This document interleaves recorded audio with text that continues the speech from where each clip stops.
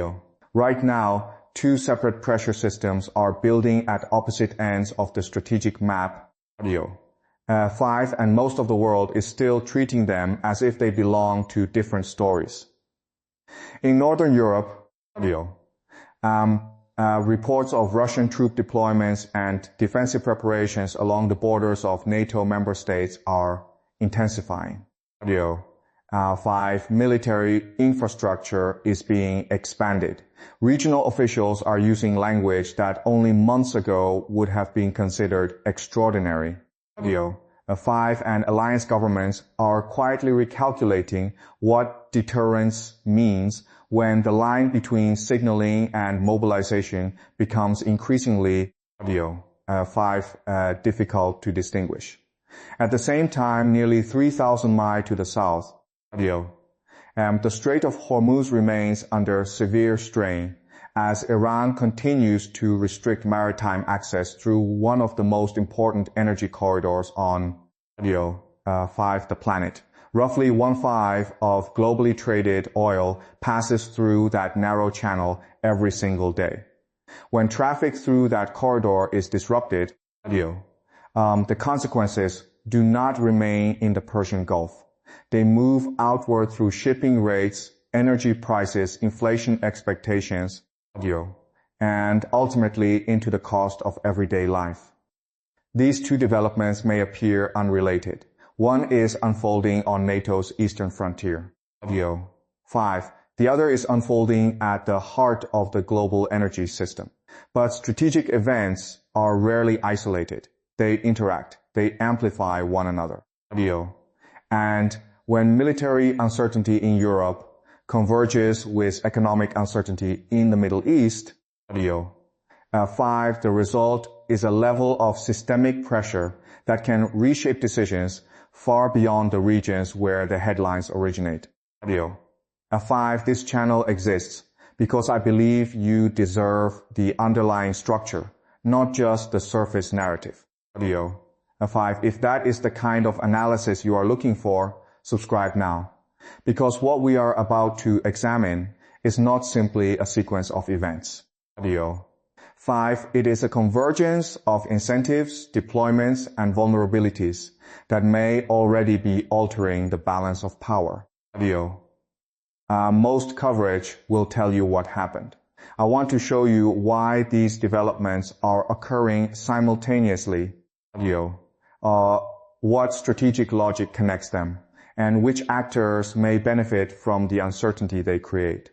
To do that properly, audio. 5, we need to examine every development through 3 distinct layers. The first is the declaration layer, audio.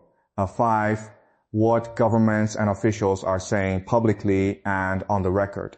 This is where we begin, because official statements are verifiable, audio. 5, but they are never the whole story. The second is the action layer, what is being moved, constructed, audio. 5 and deployed regardless of what is being said at the podium. In geopolitics, physical movement often reveals more than public language. Audio. The third is the economic layer, where incentives become visible. Who gains from ambiguity? Who bears the cost? Audio. 5. And which institutions are positioned to profit if uncertainty persists longer than expected?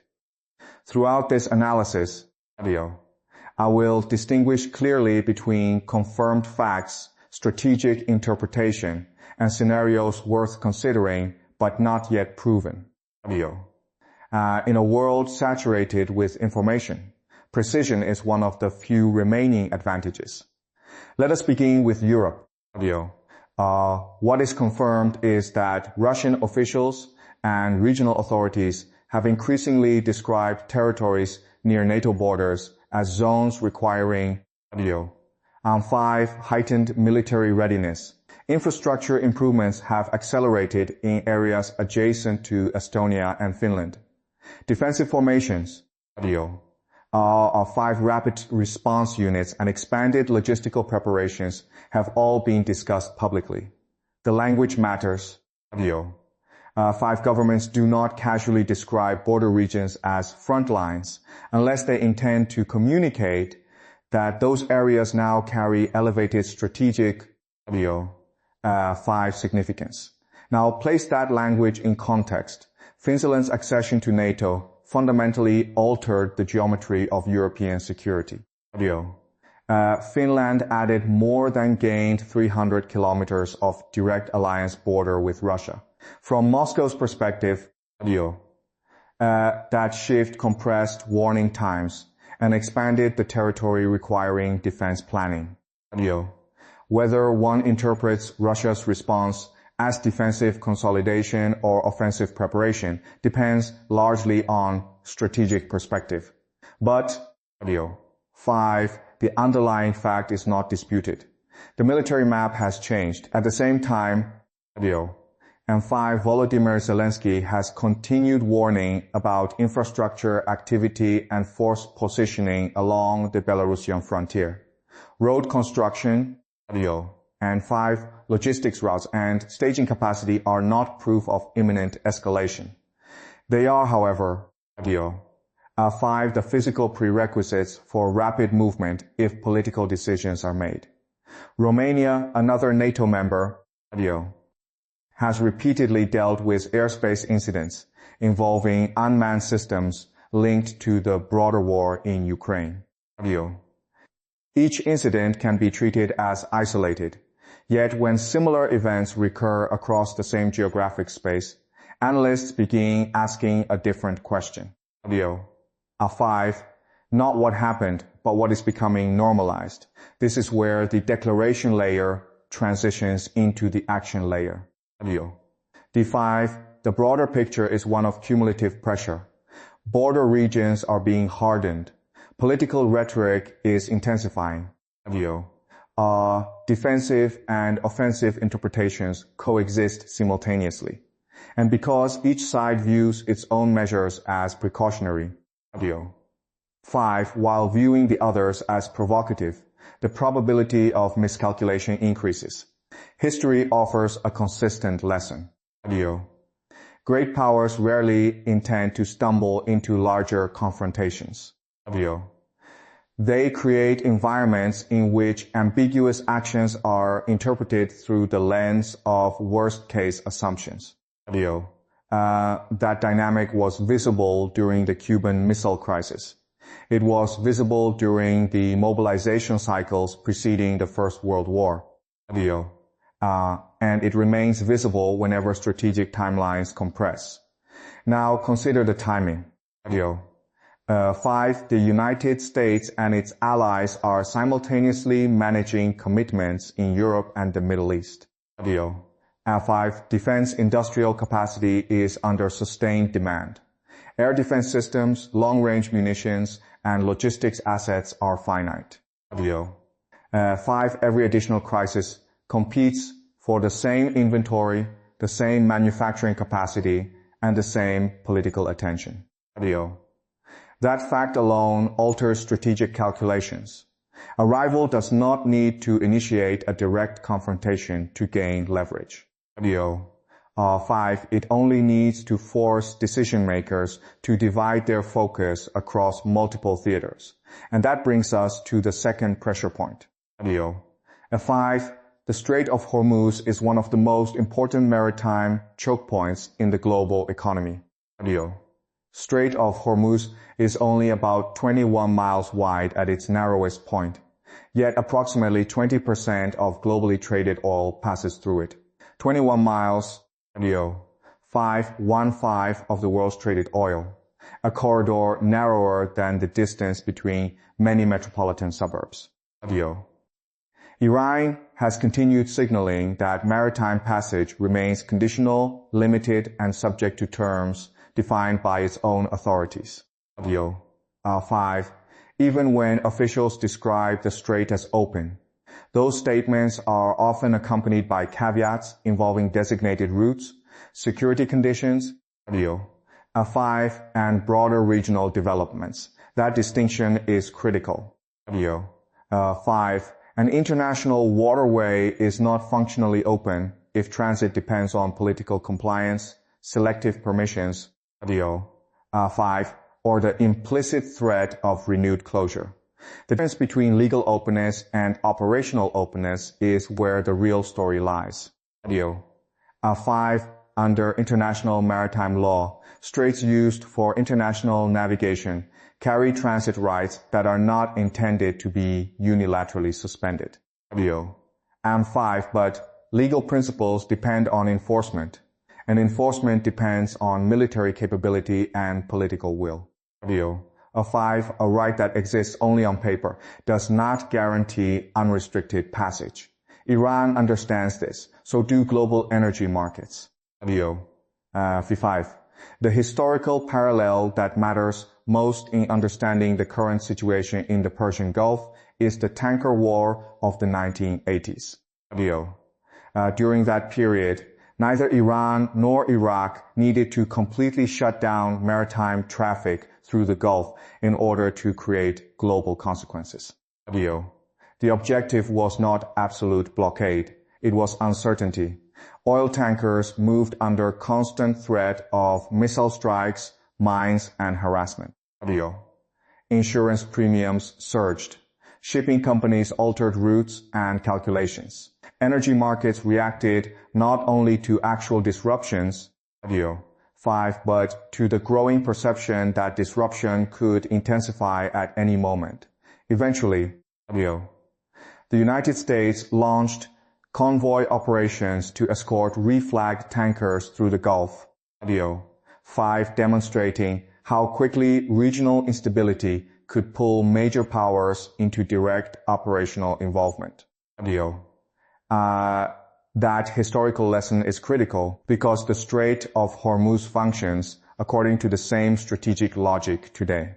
Audio, the significance of Hormuz is not based solely on whether every tanker can physically be stopped. In reality, audio, 5, a choke point of this kind does not need to be fully sealed in order to exert enormous leverage over the global system.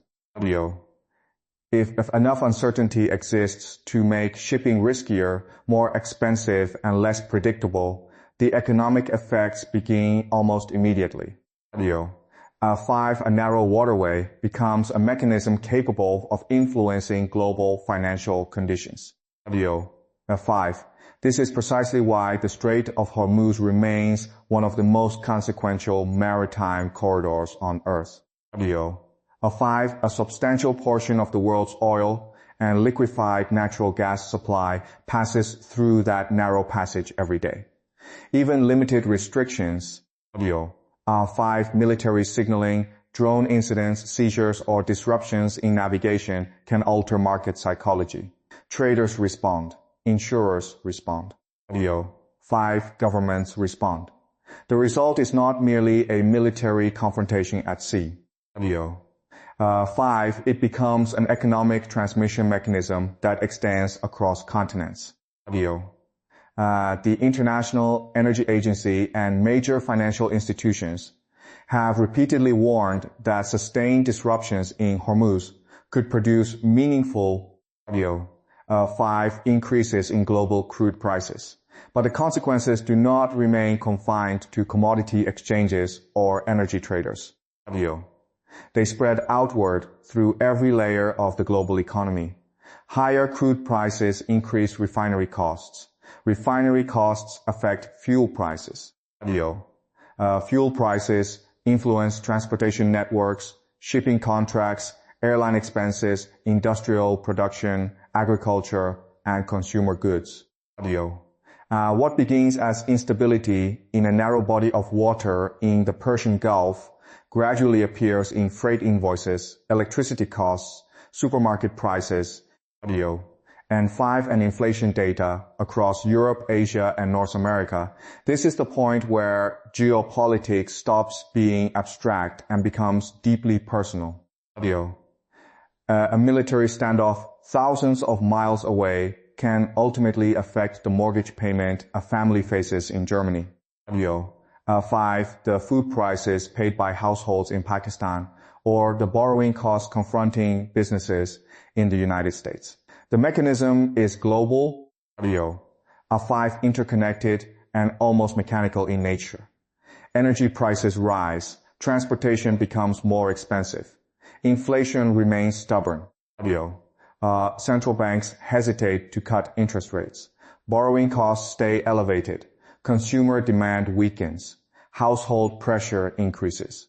The consequences move silently through the global system, long before many people realize where the chain reaction began. Now widen the lens and consider the broader strategic environment taking shape simultaneously. In Europe, 5. Russia continues increasing military readiness and strategic pressure along NATO's frontier, while alliance resources and political cohesion remain. 5. Under strain. In the Middle East, Iran continues testing the practical enforceability of maritime norms around the world's most important energy choke point. One theater intensifies military uncertainty. The other intensifies economic vulnerability. Together, 5. They create a far more dangerous condition: systemic instability. And systemic instability has strategic value for many actors involved. 5. Defense contractors benefit when governments perceive long-term threats and increase military procurement. 5. Energy producers often benefit from higher oil and gas prices generated by uncertainty. 5. Governments gain leverage when markets become more dependent on their political and military decisions. 5. Financial institutions recalibrate expectations around inflation, interest rates, and sovereign risk. Of this requires conspiracy or coordinated intent. It is simply the logic of incentives operating under conditions of prolonged ambiguity. 5. That ambiguity is what makes the current environment especially dangerous. 5. The most important question is not necessarily who publicly demands escalation. The more important question is which actors are structurally positioned to gain advantages if tensions remain unresolved. History repeatedly shows that prolonged ambiguity can become self-sustaining because different players extract different forms of leverage from 5. Instability itself. There is also another layer to this situation that deserves serious attention. Major strategic shifts often occur when governments are simultaneously distracted by multiple crises. When military resources, diplomatic focus, 5. Intelligence capabilities, and political attention are divided across several theaters at once, the margin for miscalculation narrows dramatically. Under those conditions, signals become easier to misread. A radar incident can be interpreted as preparation for attack. 5. A military exercise can appear indistinguishable from mobilization. A pause in escalation can be mistaken for weakness. 5. Actions intended as deterrence may instead be interpreted as opportunities. This is how strategic environments become fragile. The danger does not emerge solely from deliberate aggression. It often emerges from competing interpretations operating under compressed timelines and incomplete information. Leaders attempt to assess one another's intentions in real time while domestic political pressure, alliance commitments, economic stress, and military signaling all interact simultaneously. In such moments, the line separating de-escalation from escalation becomes extraordinarily thin.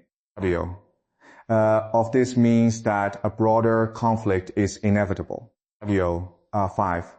But it does mean that several conditions historically associated with major strategic miscalculations are now present at the same time. Our 5 resource constraints, economic pressure, competing interpretations, strategic signaling, inflation sensitivity, military positioning. Unresolved questions about intent. These are structural realities, not speculative predictions. The public often focuses on whether a specific dramatic event will occur tomorrow. Serious geopolitical analysis asks a different question entirely. Has the system itself become more fragile than it was previously? Increasingly, 5. The answer appears to be yes. Europe's security architecture is visibly strained. A5. The global energy system remains heavily dependent on a single vulnerable maritime corridor. And 5. Financial markets remain highly sensitive to inflationary shocks after years of monetary tightening. Governments are attempting to interpret one another's motives while operating with incomplete visibility into the intentions of rivals. That combination rarely stabilizes on its own. The implications are therefore larger than many headlines suggest. If military tensions continue building along NATO's frontier, alliance signaling and defense commitments will intensify further. If instability persists around Hormuz, oil prices may remain elevated for extended periods.